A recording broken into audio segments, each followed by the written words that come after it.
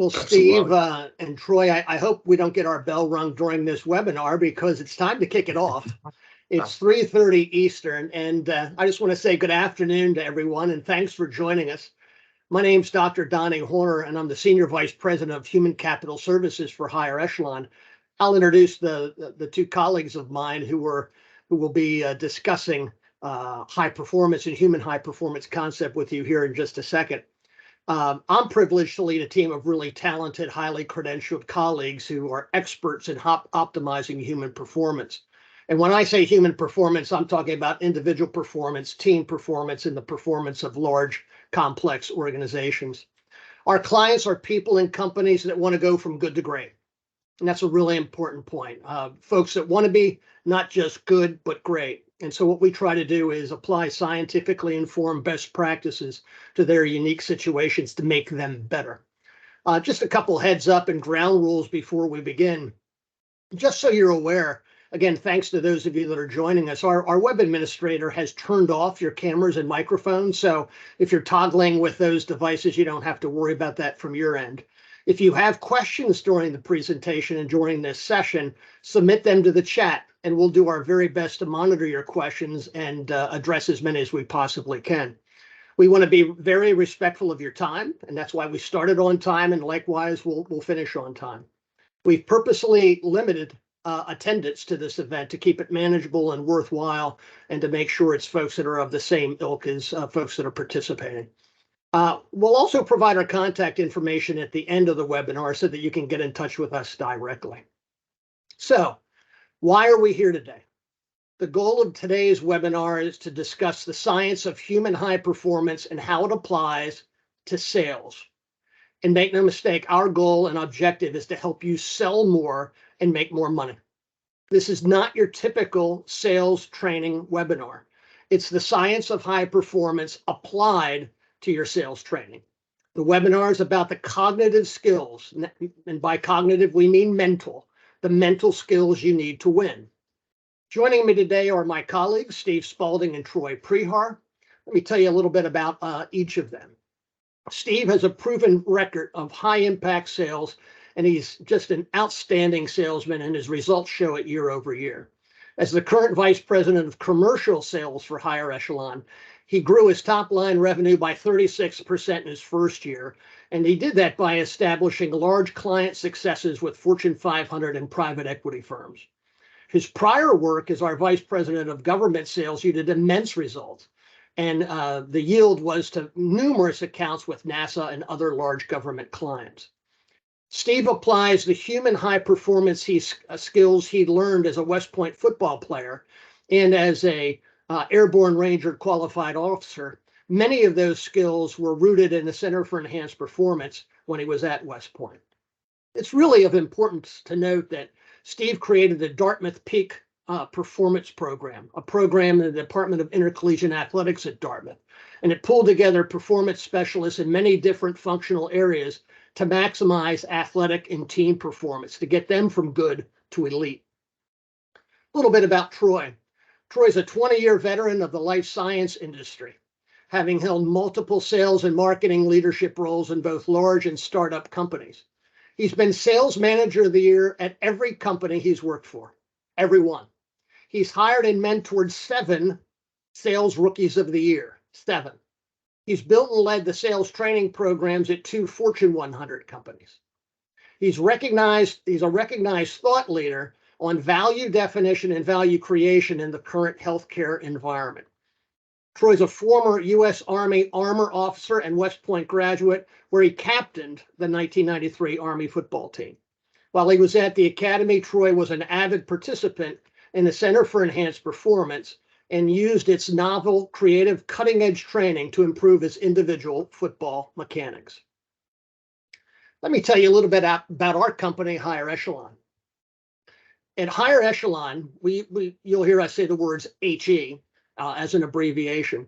At HigherEchelon, we use sound science and best practices to design, deliver, and implement programs that take people from good to great. Our human capital services team includes highly capable cognitive and sports psychologists and organizational behavior experts. Our work includes, but is not limited to, culture assessment and transformation, change management, strategic planning, succession planning, and of course, human high performance at the individual and team levels. We use data science and analytics to inform our approaches and measure results, because if you can't measure it, you can't fix it. Regardless of the endeavor, our goal is the relentless pursuit of human high performance. At HigherEchelon, we're proud to work and partner with many of the companies you see on this slide. Regardless of the client, our aspiration is to become the client's trusted partner. How do we do that? What sort of work do we do? We help the NFL kicker who's been missing field goals to improve emotion control and make kicks. We help surgeons and surgical teams mentally rehearse and manage their energy to produce better patient outcomes. We help SEAL team snipers use relaxation techniques to maximize first shot success. We help NASA astronauts remain focused and clear-minded when confronted with life-threatening adversity. We believe we can help your salespeople to self-evaluate, improve attention control, and build personalized routines to exceed sales targets. What do you have in common with the professionals I just mentioned? Because just like step one, you have to recognize for high-performance sales, you must take control of your own thoughts and attitudes before you can win the day. Now I'll turn it over to Steve to continue the presentation. Hey, thanks, Donnie. Troy, thanks so much for joining us today. And I've been looking forward to this conversation for a while. Knowing the teams that you've led and the experience that you had, and just the lay of the land that you see right now, out in the industry regarding your sales teams. And I think what we've seen on our end, Troy, is it's a bit of a unique environment right now. It's been trending that way for a couple of years with the addition of, machine learning and now AI, the speed with which change is happening and how that's impacting things. But now you have the added challenge of the market, where the economy has been, COVID and its impacts, the supply chain issues that we've had. There's a lot of challenges in our current environment, and then you have competing demands, right? I mean, Instagram and YouTube alone on your phone, just sitting there on your desk today, right, is a distractor that for many gets them off the rails. You have big targets, big territories. It's harder to get in front of customers.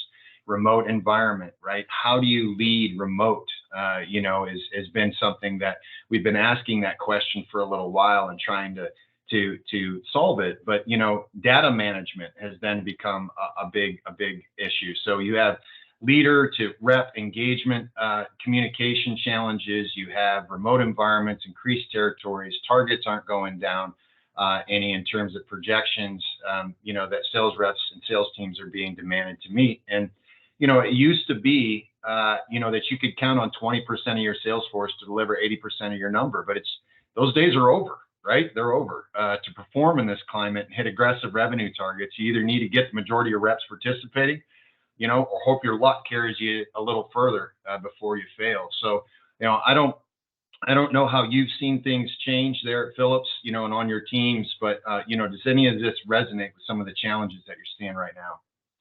Yeah, Steve, it's interesting because I would say before COVID, we still had all these needs and these challenges. I don't know if it's just a nature of where we are business wise right now. We're funding some of those challenges, but COVID's just heightened all of these challenges for us as we come out of COVID and try to reestablish our footing. We see all of these needs and all the ones that you commented on there, but we also see this continued disparity where, from a training standpoint, you see other industries are still doing training. We still see you still see pitchers going out there and getting all their reps out there before they go out and throw a game, or golfers will go out and hit golf balls. Surgeons still go through residency.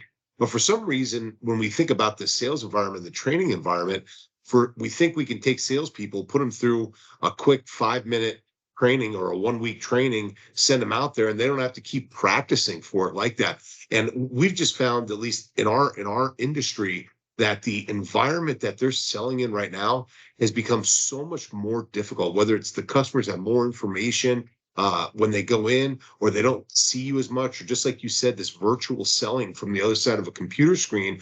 So if you had a problem listening to a customer when you were in person, think how much harder that is now behind a computer screen, and how you can demonstrate empathy and recognition, all those things that are like that. So we see every bit of this, Steve, and I would say it's even more intense of a need now since COVID. Well, I think you nailed it on the head in regard to training, and that's one of the reasons why we took a look at training, traditional sales training, and looked at what we do in the area of high performance, and tried to take a look at it and say there must be a better way. There must be a way to help teams achieve success beyond just typical sales training. And what the research shows, Troy, is, and this is Forbes magazine made mention that 55% of salespeople lack basic sales skills. And to your point about, how we kind of see sales training sometimes we think, well, if we put them through some sort of process training, spin selling or whatever it is that's out there, well, then bam, they'll go and they'll hit their numbers and all the rest of that. But what's interesting is Jeffrey Dittmer, and this is from Gitnick's Market Data, the Sales Bible, made a research around, kind of why do sales deals fail? Why do they fail? Is it simply training, right? And if you look at this pie graph here, it says improper training, that would be considered traditional sales training, is really only 15% of the pie. You could look at 20% as communication skills. You mentioned that, the challenge of communicating for somebody in person, how much more difficult is it? So that's a factor. Training there is going to help, right?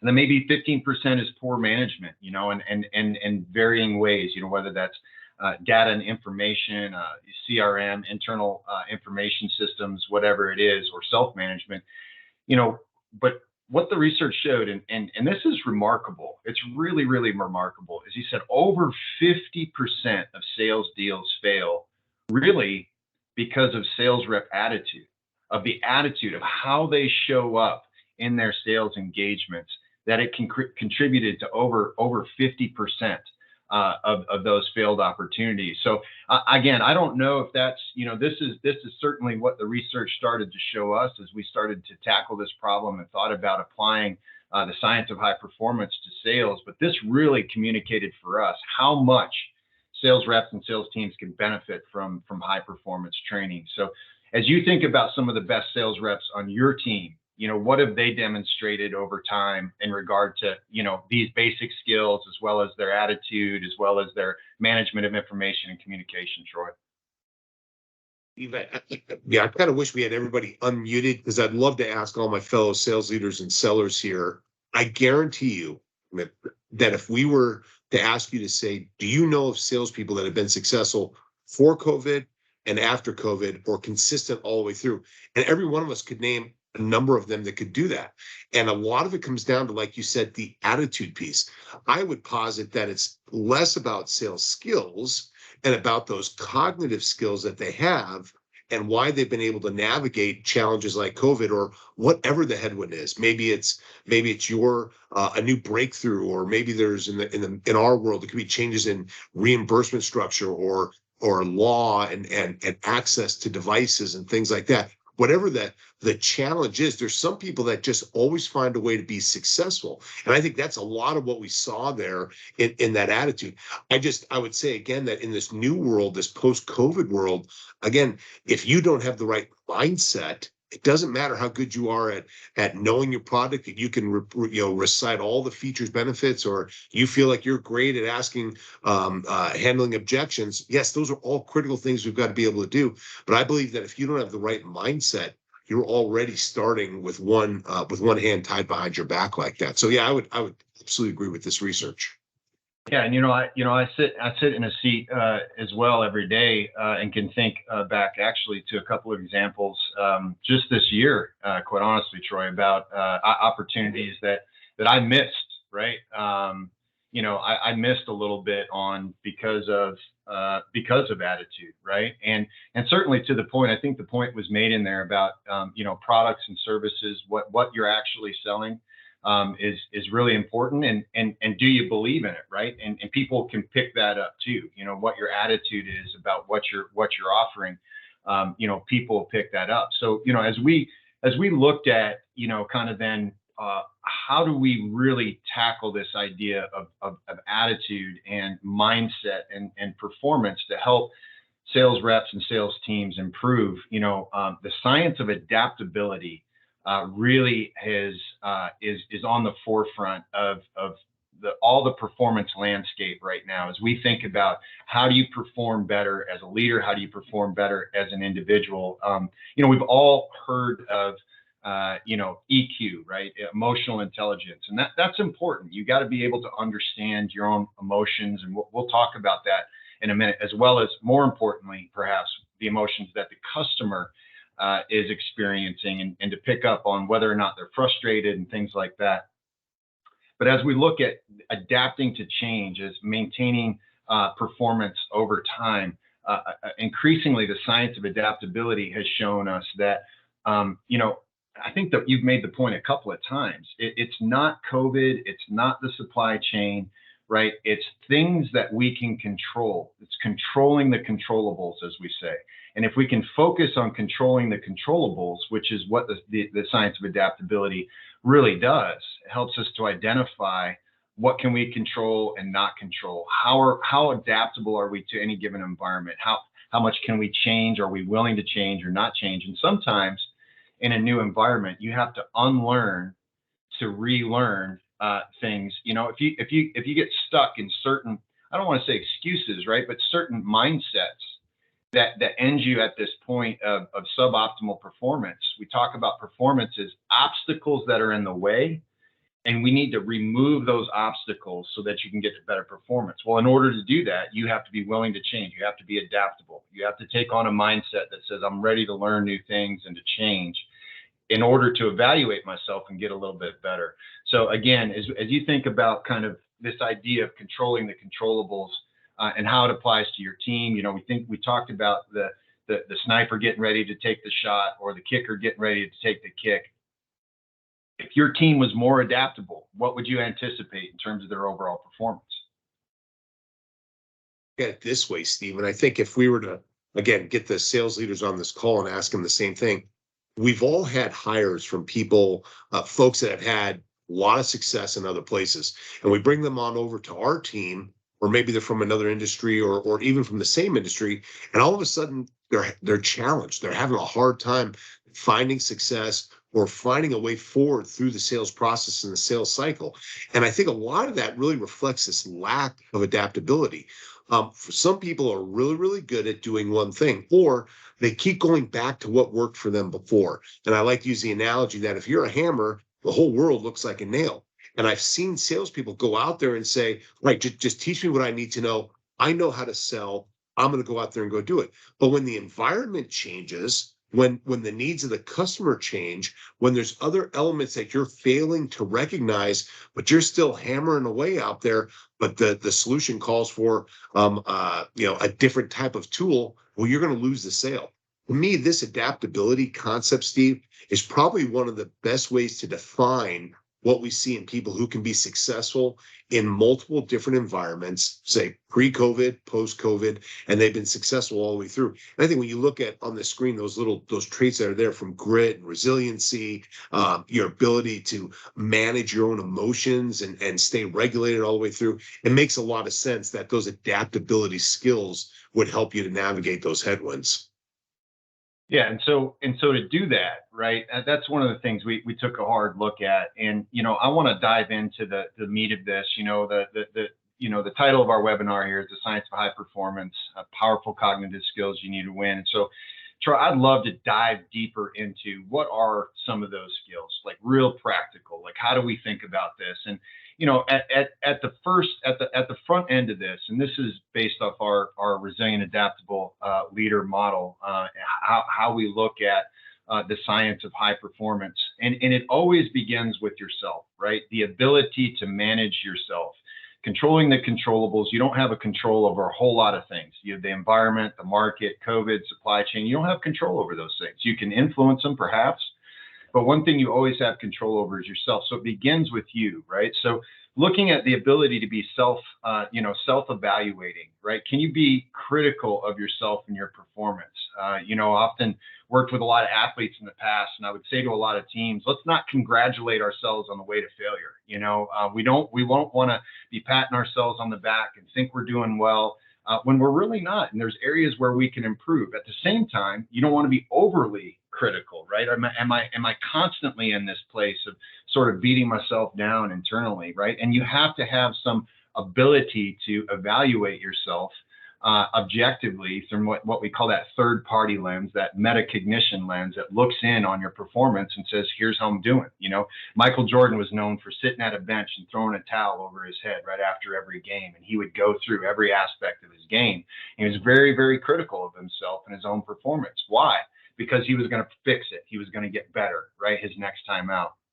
And then self-regulation, right? This is about that fundamental piece of discipline. Can I take care of my body? Can I, manage my emotions? And am I setting myself up again, not just for temporary performance and success, but really looking at that long haul? Do I live a balanced life? Am I getting sleep? Managing all aspects of my life and the stresses involved in my life in order to maintain a level of performance engagement over time, right? And then motivation is being accountable to that process, right? So can I be accountable to myself, to others, and to maintain that process? And generally as salespeople, we love scoreboards, we love results, right? And that sort of thing. Well, what does it take to get that number? What it takes to get that number is sustained performance over time. And you got to be able to look at yourself and think, am I motivated right now? Again, not this pasty, sort of cheerleader, like, oh yeah, motivated. More like, am I into it and moving forward in terms of practical, real execution in the day-to-day? Am I executing my process? Like you said, we get trained in these processes, but are we executing it, right? And then the last piece is then just self-awareness. And the key here is not, again, me seeing me, but objectivity. How does the customer see me? How are my colleagues experiencing me? And getting that objective feedback so that I'm constantly having, as true as I can tell, a real lens on my overall performance and being able to move forward. So, as we walk through this, as you think about your sales reps and growing in some of these skills, Troy, how do you think that would impact your team if they were able to grow in some of these areas? I know what slides are ahead, and I'm kind of excited about what you're going to present on the science of those. So I don't want to give away the farm there. I'll make the point here, though. Again, if I was to ask all my sales leaders on this call here, there are those that can be successful maybe once, but those that are repeatedly successful, especially in changing circumstances, I think everything you just said, just like the Jordan example of him sitting under the towel, this idea of self-reflection, looking at myself, trying to get better. In the military, we called it doing an AAR. And I used to love doing it with my sales folks. After every single call, we'd walk out and say, okay, what does that mean? What did we just learn? What just happened in there? Let's break it down and talk about that. I think that is that trait that leads to adaptability. You've got to have that ability to be introspective and look at and critical, not critical and negative, critical as in I need to understand how it's working. So I know we're going to talk some more about what goes into supporting some of that here. I don't want to steal that motivation from you. Yeah, absolutely. Well, let's jump into it then. Let's look at some of these skills, specifically that will help us do this. So I've outlined 4 cognitive skills, and this is all from the science of performance that will help us take a look at, what are some practical cognitive skills that will help us to stay at that high level of performance on a regular basis, if practiced, right? So again, optimal performance being identifying the obstacles to high performance, moving those out of the way, and then sustained practices that get us deliberate high performance over time. So the first one here, Troy, is breathing and emotion generation. And you might look at this at first, guy with hands on his chest and say, okay, well, what is this? And, I'm just going to sort of breathe and then things are going to, well, if you take a look at the science, right, it's irrefutable. This is hard biometric feedback that you can get to help you know whether or not you're in the right emotional state. So attitude, really, as subjective as it can seem, can become very objective when you start to look at some practical biomarkers and understand the state that you need to get into in order to optimally perform. And that's that second skill that I've got here for us to take a look at today, which is personalized routines. So just like the batter getting into the box, I do this with my glove. I swipe this way with my foot. I grip here and then I grip here. Just like you've got this routine, getting into some state of performance where what you do next matters, right? Using personalized routines like that can be really, really powerful for optimizing performance in any aspect of the sales process. It's not just customer engagement. Certainly that applies there, but prior to a solutioning meeting, prior to final pricing meetings, some of the internal stuff you got to deal with, right, to get something out the door sometimes, right? So who am I at my best at each stage of the sales process, and how can I have deliberate performance routines that help me prepare for that, right? And then the last two here are attention control and goal setting. So attention control is not necessarily how long, but how fast can I shift from one thing to another? And then goal setting. We're all familiar with goal setting, but how do I break down my day into micro goals so that I'm achieving between now and lunch, between lunch and the end of the day? So this is broad brushstrokes, Troy. I wanted to kind of just introduce some of these skills to us, and then I want to take a deeper dive into these first two. So if we go to the next slide, I want to talk briefly about breathing and emotion generation. And in order to understand the science behind this, I'm going to jump into it briefly. We got to understand the impacts that our body has on our brain and our brain on our body and how that connects to performance. So one of the key intersections of the automatic systems of our body and the stuff that we can control is in your breathing, right? So it's called the sympathetic and parasympathetic nervous system, right? And being able to connect those in a right understanding of what state we're in can help us to get into a positive emotional state. And one of the areas of how we can measure that is in this concept of heart rate variability, right? So we all have a heart rate. It goes off at a prescribed rate. Some of us faster, some of us a little slower per minute.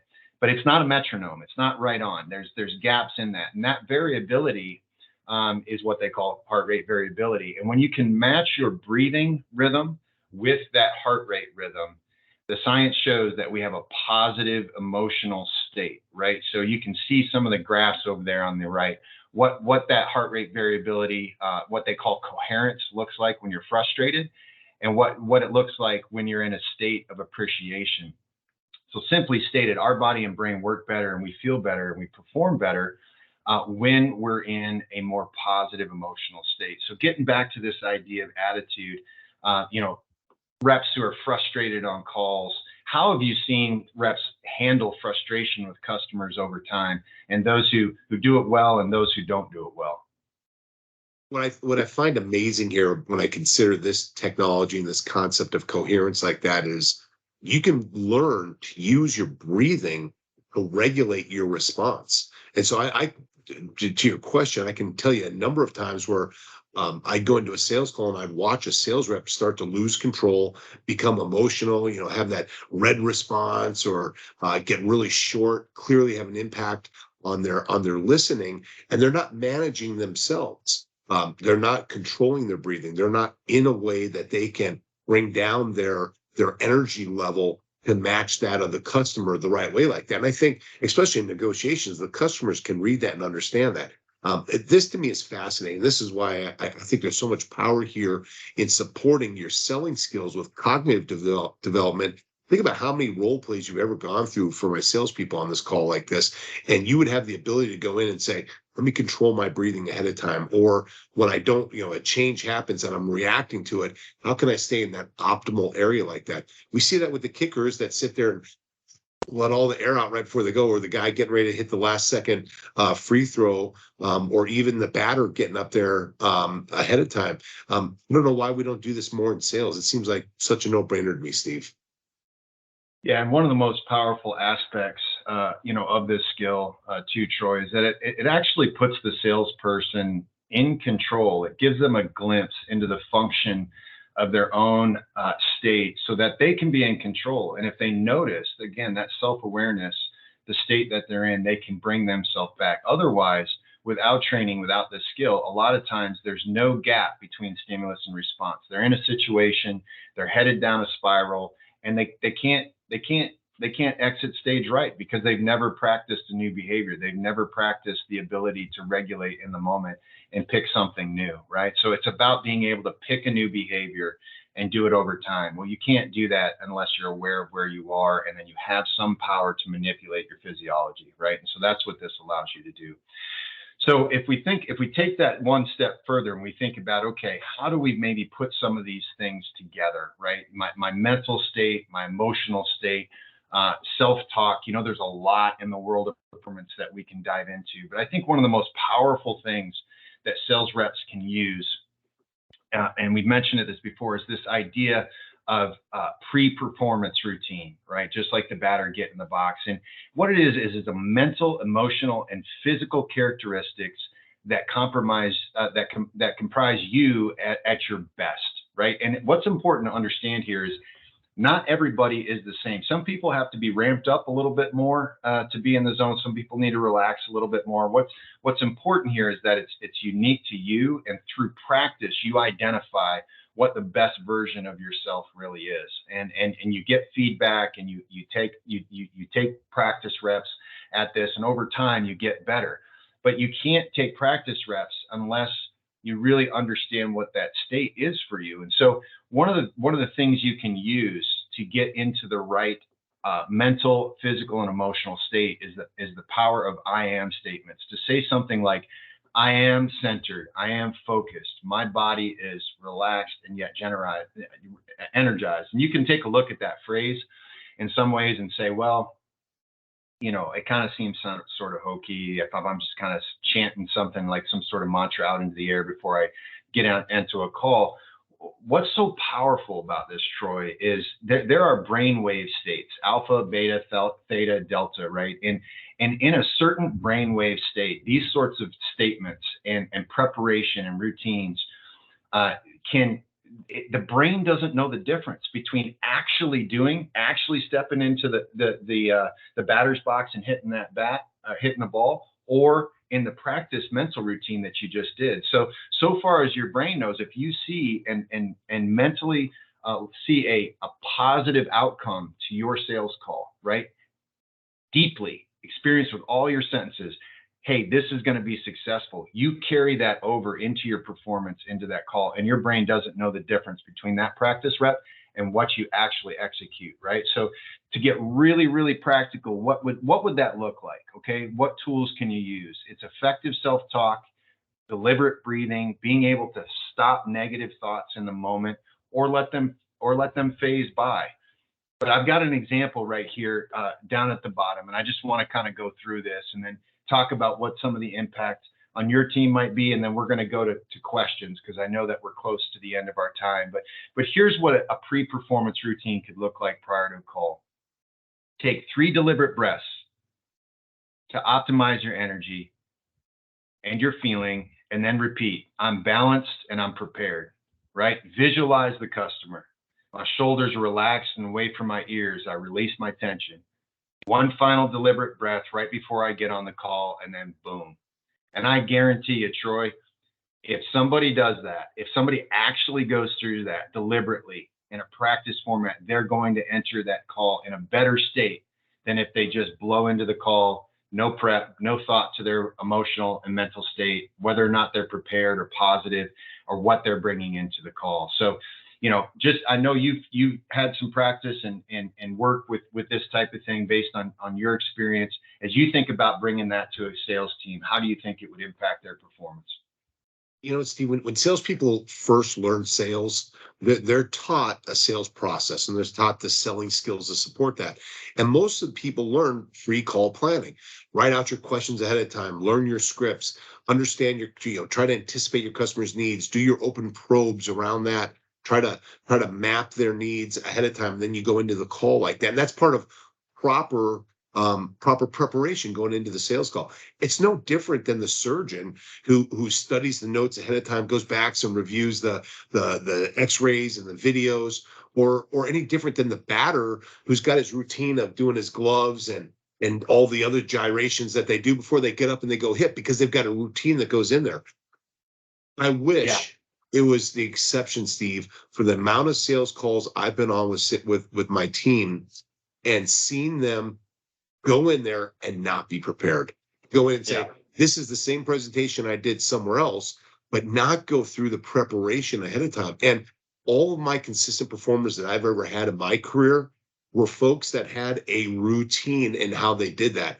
And some of them, as a sales manager, you just had to learn to say, I'm going to step back because he's got the routine. He or she's going to do wonderful at that. I can see it in their preparation before we ever get in front of the customer like that. So I think these are critical points you're making. Yeah, and I know we've got a few minutes here just prior to Q&A, and we definitely wanted to make sure to launch into the meat of a lot of these cognitive skills, Troy. But I am curious, and you've mentioned it a few times, of those who are on the call here. I'd love to just ask a quick question to the audience. I know you've been sitting and listening to us talk here for a few minutes. What are some of the thoughts that you manage or you see your team managing as you go into sales calls? And if you would, just drop that into the chat for us. Take a second. Let's interact for a second. What are some of the thoughts that you manage as you go into sales calls? Because I'd be really curious, the commonalities of it, the challenges of it. So let's just take a minute or two here and see what we see in the chat. There was a chat question that was put in there. I think it was John Woodall earlier, and he was talking about folks who have success with certain products, but then they still lose. And there's some really encouraging or insightful, rather, research done by Huthwaite. It's a psychology research where they look at why people bought when they bought. And in the modeling, it's, again, psychology, not sales research. They talk about it comes down to risk is ultimately why most people go through the process when they justify their position. They'll look at the configuration, they'll check out what matters to me from a needs standpoint, but ultimately they will justify and make their decision based on risk. And we like to teach, at least at Philips, we talk about the bond of joint discovery. That's another one of these psychology components, where if you bring the customer along and you help them uncover their needs, help them to realize their needs, you now have the opportunity to shape the RFP. You have the opportunity to influence what is most important to them. And that's where you get your highest percentage of sales deals. I think a lot of people get frustrated when they know they've got a better solution. They're maybe at a lower price, but they still don't get the business. Well, I would bet in most cases, you probably weren't there to help the customer to understand what was most important, or the risk of change, the implied or understood, or even not even true, but just what I think it's going to be, the risk associated with that change becomes a barrier to moving forward with you. So, John, that's the best answer I can think of for your question. Good point. Well, and Troy, to tie that just briefly back to some science as well, on the neuroscience side of things, I studied that for several years in another context as I was building the Dartmouth program. And what's fascinating about helping people manage risk, right, and embedded anxiety is the reality that we actually have mirror neurons in our system. In other words, when that's the reason for group think a lot of times, for contagion amongst a group in terms of an attitude that you carry into, is the reality of the mirror neurons that two people are experiencing with one another. And if you come into something that's anxious, and you're anxious, and your customer is already risk averse and a little anxious and nervous about this, and you bring that attitude, you haven't even opened your mouth yet, and already that risk perception has gone through the roof, and now they're struggling. And even though the facts are right in front of them, this is a better product, this is something that we should do, they can't get there because of their emotional state. And human beings make emotional decisions. It's just the reality of how we think. Again, and we could get into the cognitive neuroscience of a lot of this, some of which some of you on this call may be familiar with or not, but you bring up a great point about, again, attitude impacting a sale and why that is, right? Helping a manager,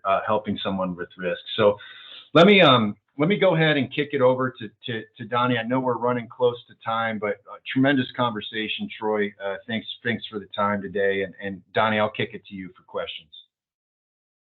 Well, you certainly have a lot of energy around the topic, and it's always a delight to listen to you guys. I learn a lot as you expound on tried and true practices. Got a few minutes left. Would be delighted to take a few questions. If you would, just put them in the chat. And we know some folks don't like to put things in the chat and would rather just talk about things in private. We certainly get that, but go ahead and put a couple questions in there just so that we can keep Troy and Steve engaged with what our audience is thinking. Yeah. And if you don't mind, Steve, while people are doing that, let me ask you a question that I have about this. As I understand it, doing this training for cognitive skills has no bearing on what sales process. If you're a challenger seller, or maybe you do integrity selling or strategic selling or whatever, how is that? Can you help me to understand that? And is that true?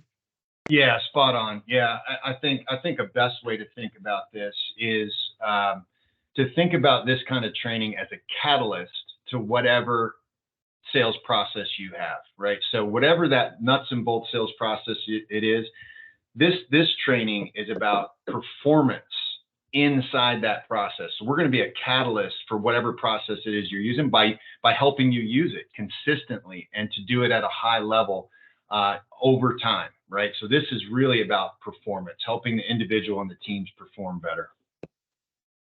And guys, we have, if I can interrupt you, we have one question from Christine. And Christine asks, you mentioned the proven outcomes you've seen from the training. Could you share about some information about those examples? Yeah, just a couple of examples real quick. I think one was mentioned there early on. Darley, a team that we work with that faced some supply chain challenges, saw a $34 million drop in overall revenue, but we're able to do some training and regain 26 million of that in a down period with no change to the sales team, attributed the training to that. There's another company that we worked with that hadn't met their sales quota in almost 14 years, that again, we came in and did some training with them. There was a change out on the team as well, but a lot of that training helped those sales reps to turn that around and meet their quota for the first time in 14 years. So we've seen some good results with teams that have taken this training on board.